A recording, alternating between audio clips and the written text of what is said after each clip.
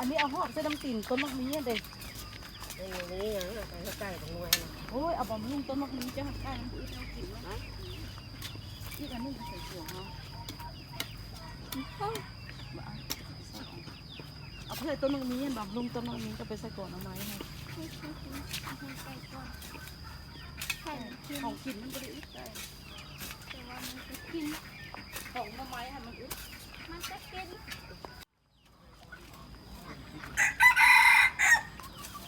นอนนี่ไงคักได้เลย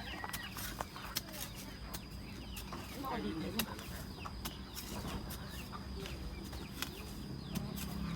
เมื่อแกงหน่อไม้กินแรงนอนเล่นเนาะ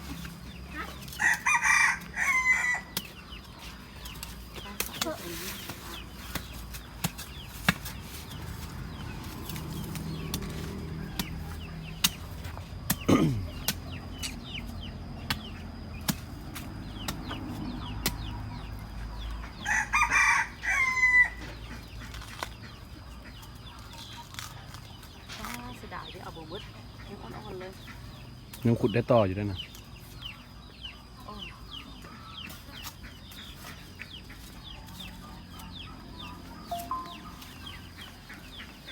บางถังหญ้าออกจากกันถังหญ้าออกจากกัน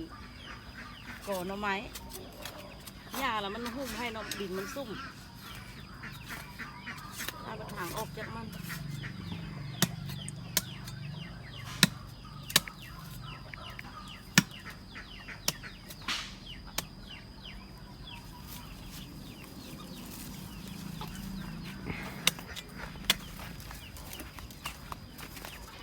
หน่อไม้ยังหน่อไม้นี่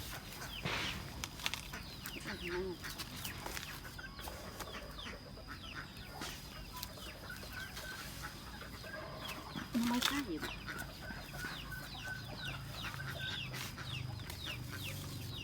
รอดินนี่อ่อนๆเลยเสียดายดิ เฮ็ดแกงหน่อไม้บ่นะหน่อ หน่อยโพดกูจะแก่งกินซอกพักเน่าซะอีกจะได้เลย เอาในห้างไก่ก็หน่วยนี่มันขึ้นอยู่นะ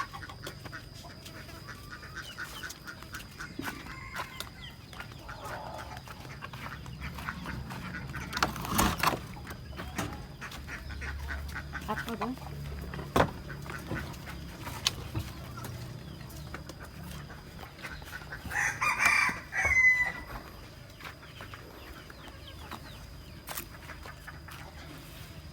ก็หน่วยไก่ขาวก็หน่วยคือเหงาละได้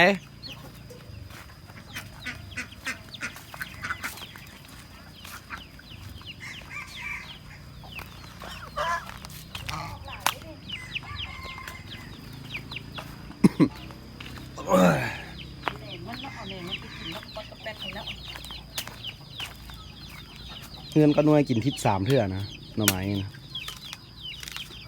ว่าเขาได้ตุ้มนี่ได้นี่หลายได้นี่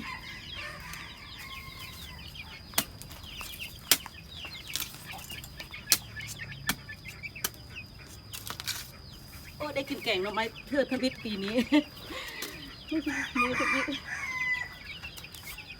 มันน้ำออกปีนี้ค่ะ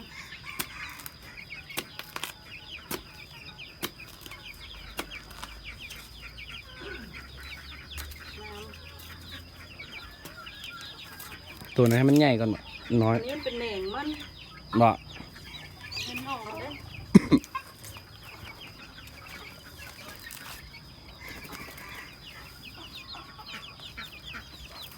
เหน่งมันก็ได้ซ้ำนั้นได้ใหญ่สุดนะคะ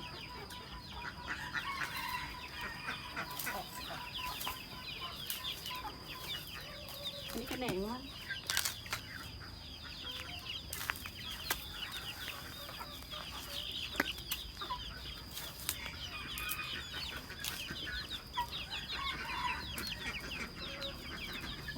ขี้ไก่แล้วมันออกหล่ะ มันสิไก่มันซุ่มมันเปียกอีก ต้นบักใหญ่มันบ่ออกก่อบักใหญ่มันบ่ออก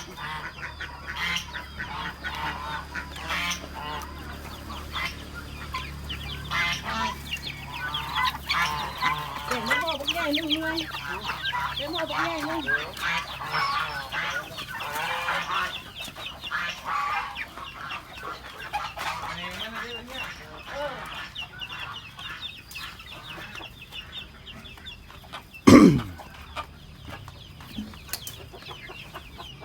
น้อยเราอ่อนโซนเราพลิกพักจะได้เหน่งแล้วก็เอาจนมดเหน่งน้อยแล้วก็เอาจนมด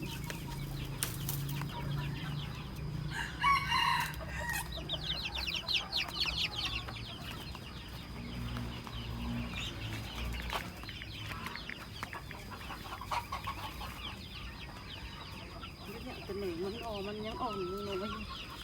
เอาไม่ขึ้นก็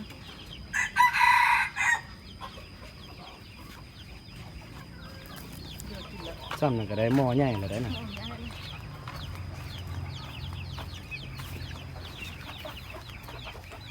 ไปหม้อก็ไม่ง่ายนะ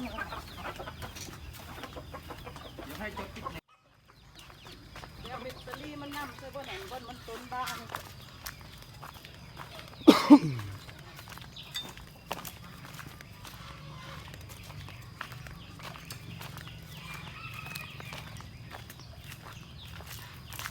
แต่งข้าไปนั่นแหละ งูอย่าง ก็มีนี่เลย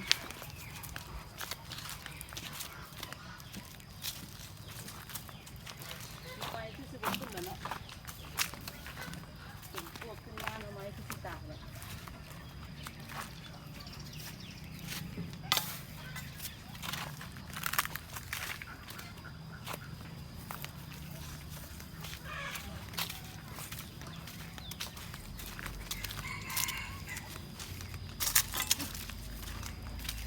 เก่งเก่งเก่งละลาก็ได้เนาะ แกงมื้ออื่นพุ่นละวะสิแกงมื้อนี้นี่ แล้วอื่นก็เป็นน้ำไม้เก่าเลยเก่งนี้ก็เป็นน้ำไม้ไม้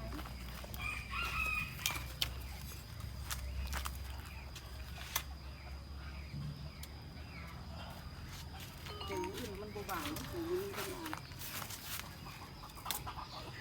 แกงมันบ่มีกระดูกใส่เด้อ แล่นไปซื้อน้ำบูนิดนึงก็ได้ซื้อยานั่งกระดูกยานั่งนี่คือคันมันยังน้อยหมดเลยครับ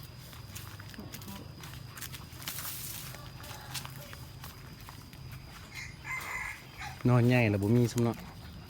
เป็นคนมาสะอาดคนมาสุ่ม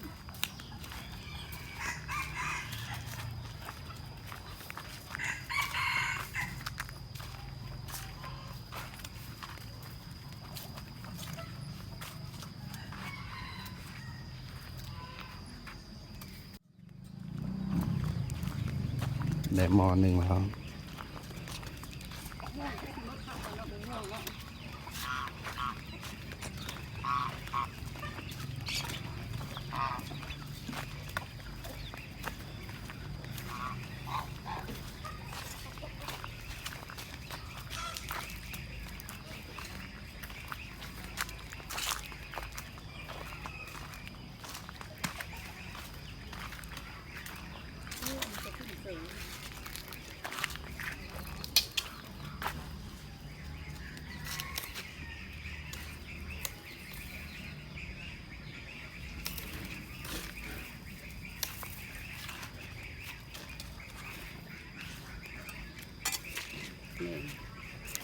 ปอกกระทุก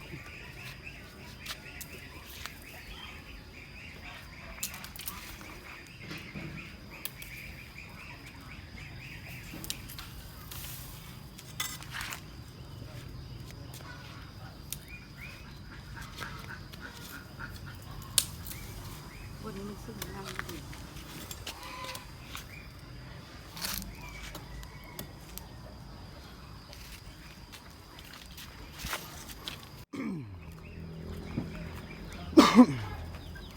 มีแหนงอย่างนั้นนี่แหนงพักอย่างนั้นนี่ เมาใส่ตัวนี้อีกให้ถ้าหอกปอมันขึ้นเดี๋ยวมันมาอยู่มันขึ้นอยู่ดีเดี๋ยวนี้ขึ้นอยู่ได้นี่พอหอกปอมนี่ คือมีสิได้ เด้พอหอกปอมกำลังพุ่มเอาขี้งูมาใส่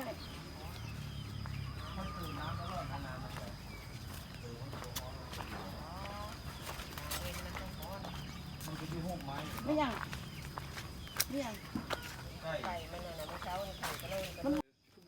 เออนี่มันแซ่บนี่มันแซ่บเอง ทุกเนาะ ขันโอ้โอ้คนเขา ไปแล้ววะนะ ยังไม่ตาย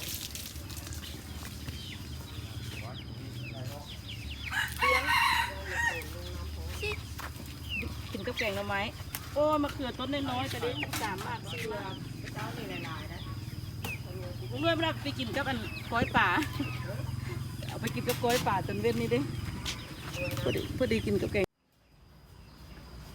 เอาอันเขาให้เขาออกเน่าเขาเอาตักให้แม่ต่างหากก่อนเนาะให้แม่ซิมนั่นนี่แล้วเขาจะออกเน่าใช่แล้ว กินได้ก็ได้นะ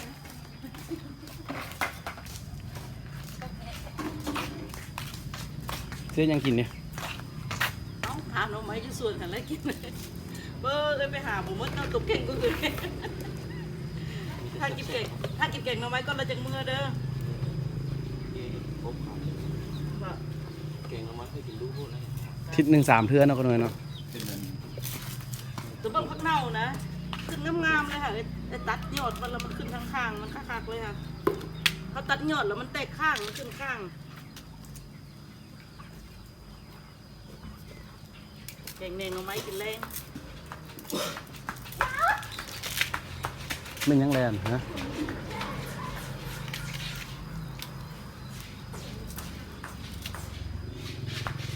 จะเป็นยังไง